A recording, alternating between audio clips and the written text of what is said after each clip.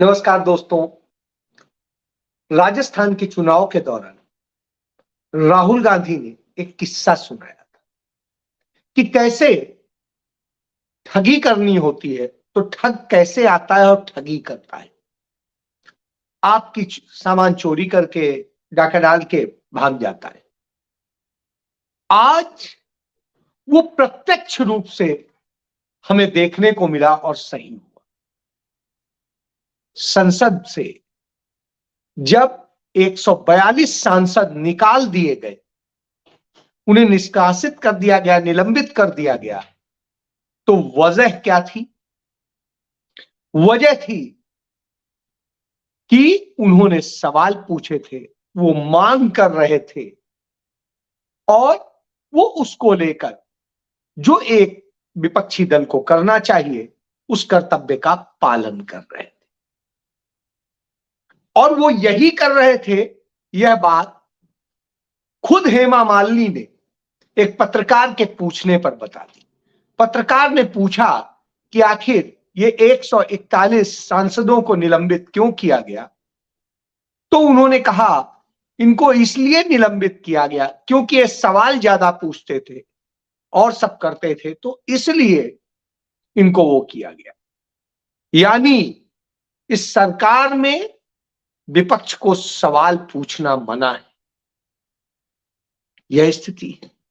फिर इनके यहां कैसे महिलाओं के साथ में किस तरीके से भेदभाव होता है, किस तरीके से उनके साथ व्यवहार होता है, इस बात को संसद के अंदर दौसा से जो एमपी हैं, उनकी महिला एमपी हैं, उन्होंने मान लिया और बोला और चेयर से इस बात को कहा कि किसी पे क्या कहें, सबसे ज्यादा भेदभाव तो हमारे यहां होता है और हमारे साथ जैसे होता है। और उन्होंने वो अपनी पीड़ा बता दी। यानी आप समझिए कि जब विपक्ष तो है नहीं, तो साहब आपस में बात कर रहे हैं और वहां उनके मुंह से दर्द निकल गया, तो ये दर्द कमोबेश निकल ही आता है। और ये एक घटना नहीं, ऐसी बहुत सारी घटनाएं। तो आखिर राहुल गांधी ने कहा क्या था कि साहब दो ठग आते हैं, एक जो है आपको बातों में उलझाता है, दूसरी चीजों में उलझाता है, और तीसरा जो है मार के चला जाता है। कमोबेश यही हुआ। संसद के दोनों सदनों से विपक्ष के सांसद निलंबित कर दिए गए। उनमें कई ऐसे सांसद हैं जो कभी भी शालीनता से अतिरेक कभी व्यवहार करते ही नहीं, वो भी निलंबित हो गए। अब इन सबको निलंबित करने के पीछे वजह क्या थी?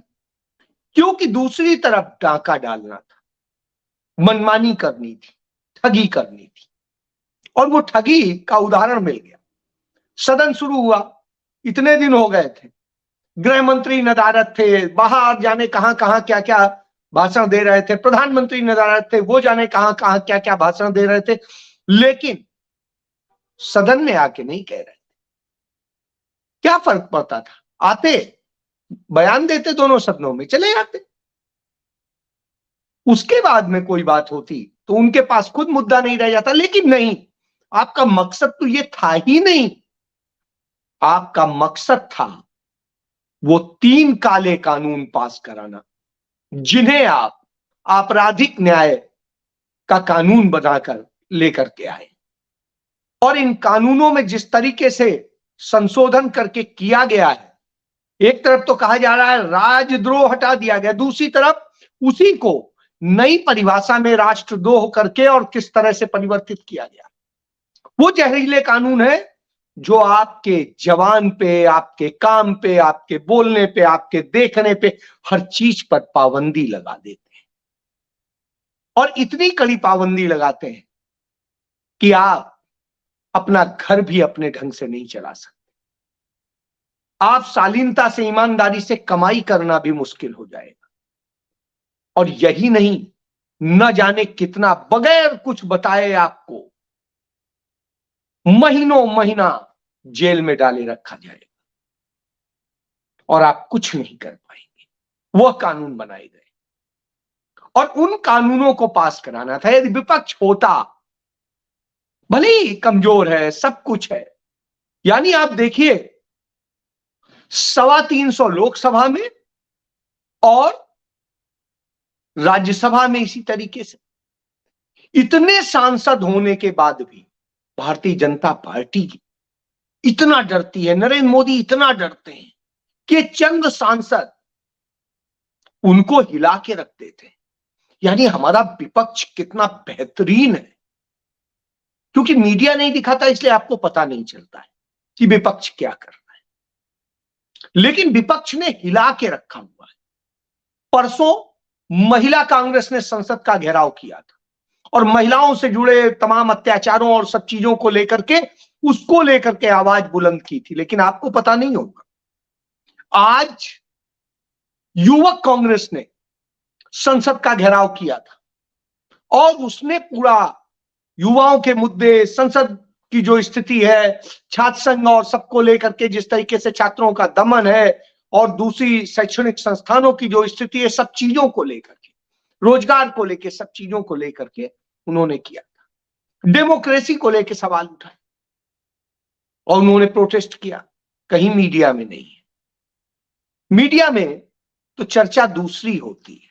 मीडिया में कहीं चर्चा नहीं होती कि क्या वजह है, कैसे निकाल दिया। मीडिया में उल्टा कहा जाता इतना पैसा खर्च होता है, इतना ये होता है।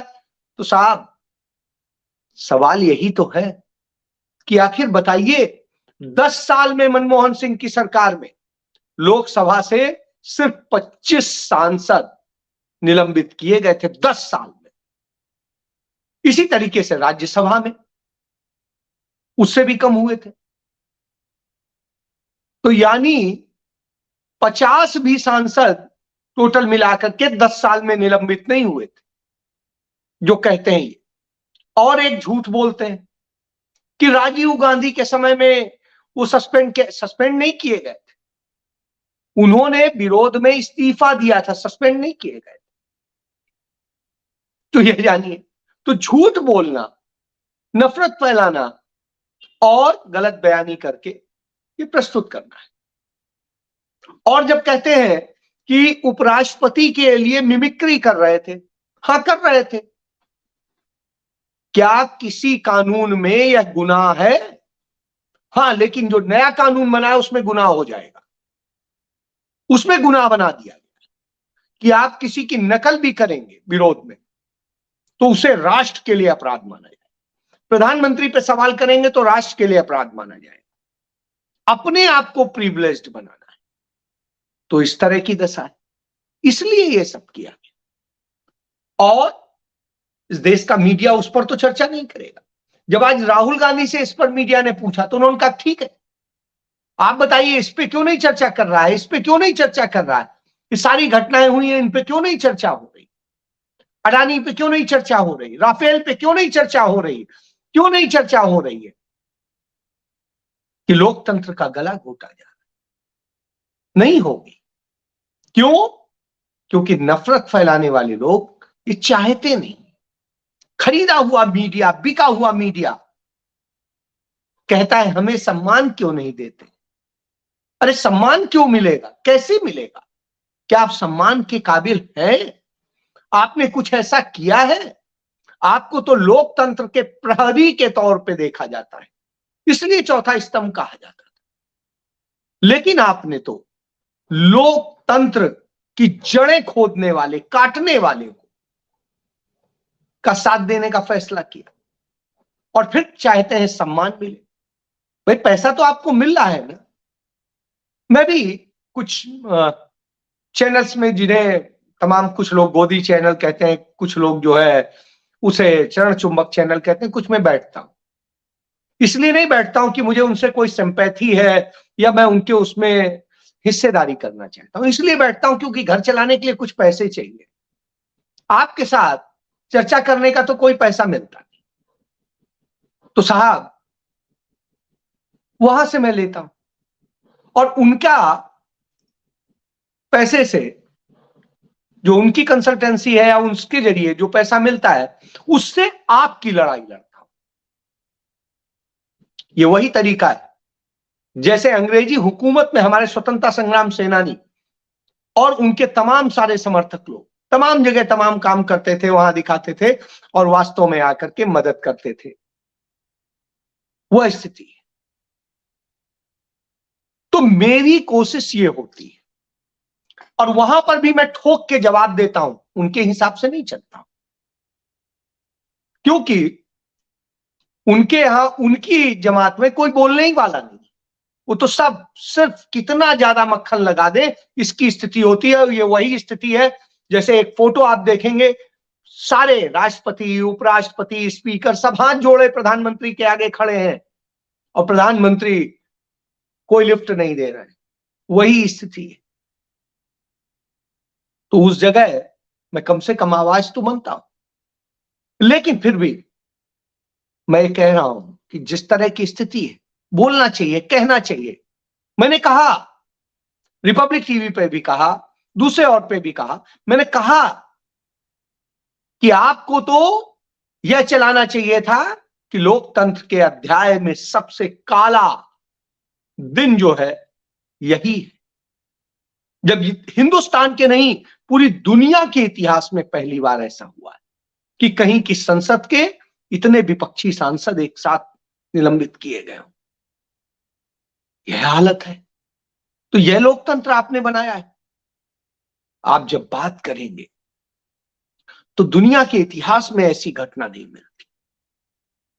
लेकिन इस पर खौलना चाहिए खून हमारे देश की जनता का, हमारे लोगों का, लेकिन वो नहीं खौलेगा।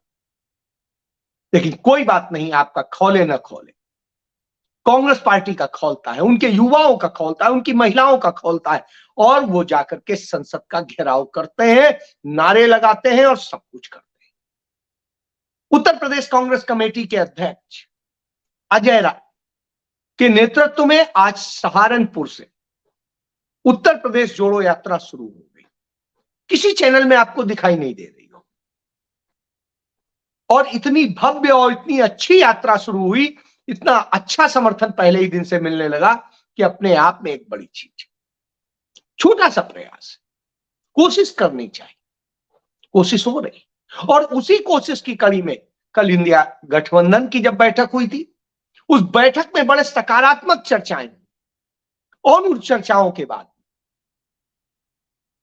अरविंद केजरीवाल हो या ममता बनर्जी हो, उन्होंने प्रधानमंत्री पद के लिए मल्लिकार्जुन खड़गे साहब के नाम का प्रस्ताव किया। यह बताता है कि जो लोग कहते हैं कि कांग्रेस के उसको स्वीकार नहीं किया जाएगा, ऐसा हो जाएगा, वैसा हो जाएगा, उन्हें जान लें कि उन्होंने कांग्रेस के ही शीर्ष नेता को, जो अध्यक्ष हैं, उनको प्रधानमंत्री पद का कैंडिडेट बनाने की बात कही। लेकिन बड़ी विनम्रता के साथ में खड़गे जी ने कहा, नहीं, यह वक्त पद पाने का या उसका नहीं है, यह वक्त है लड़ाई लड़ने का। अभी लड़ेंगे, जीतेंगे, उसके बाद सहमति से बैठ के फैसला करेंगे। आप सोचिए कितनी बड़ी बात।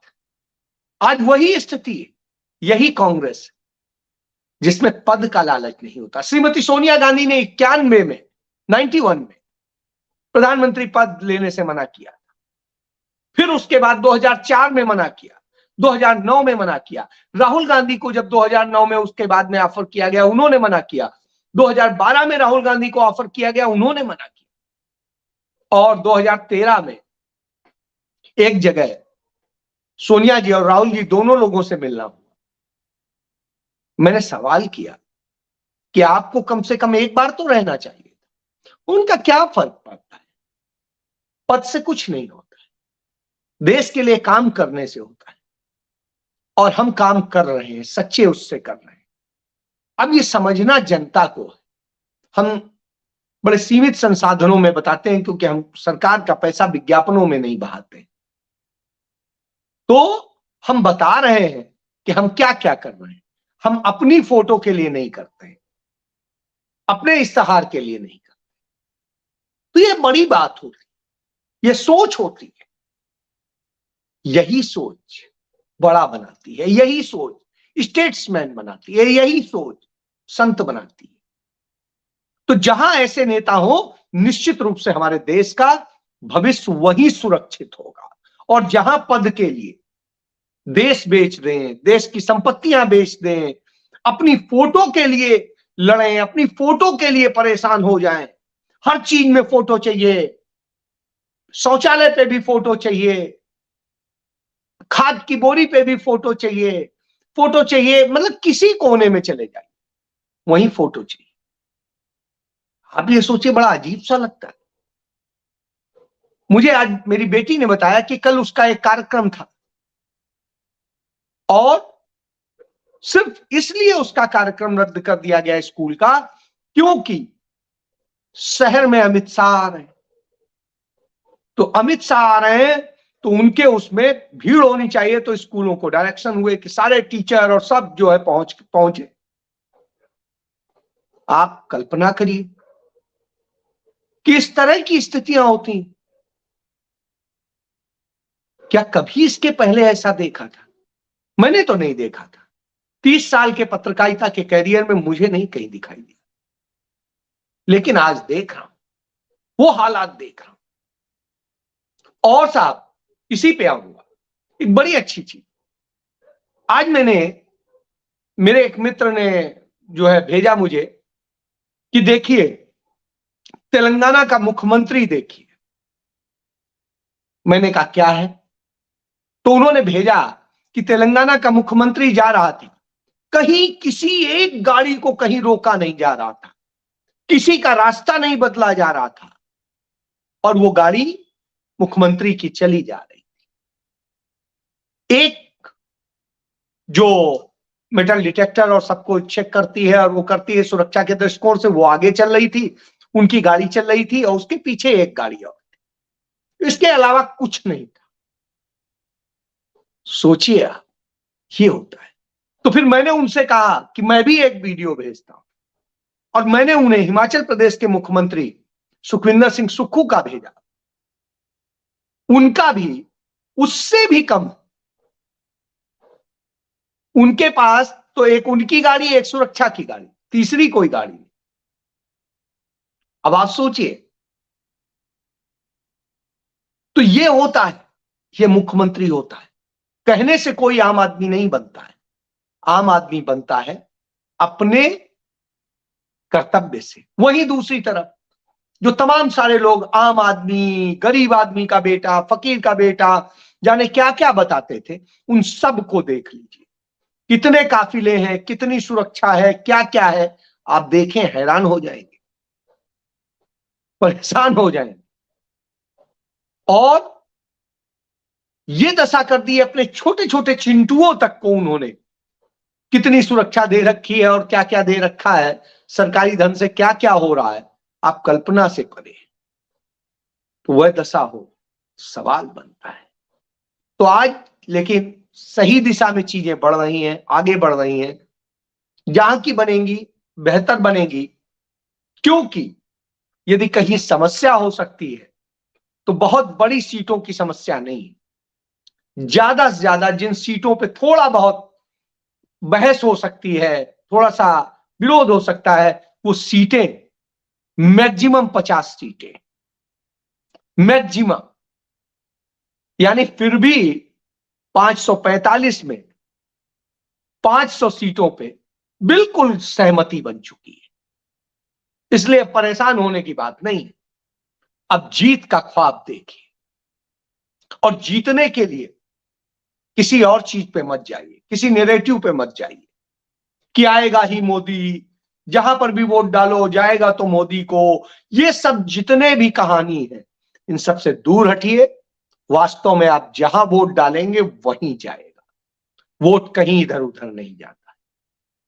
यह सिर्फ बनाया हुआ ड्रामा है जिससे आप भ्रमित हो, डर जाएं, अपना वोट ना डालें या डालने ना जाएं, या आप ये सोचें कि कहां, चलो छोड़ो इनसे क्या। ये जानबूझ के किया गया, ये आरएसएस का ड्रामा है जो आपके दिमाग में फीड किया जा रहा है और आपके मुंह से कहलाया जा रहा है। इसलिए प्लीज सावधान होइए, अपने वोट का इस्तेमाल कीजिए और तैयार होइए लड़ाई लड़ने के लिए, क्योंकि लड़ाई आपकी है, किसी पार्टी की नहीं है, आपके हक की है, आपकी बात की है और आपकी है। तो अब आपको फैसला करना है आपको किधर जाना है। जय।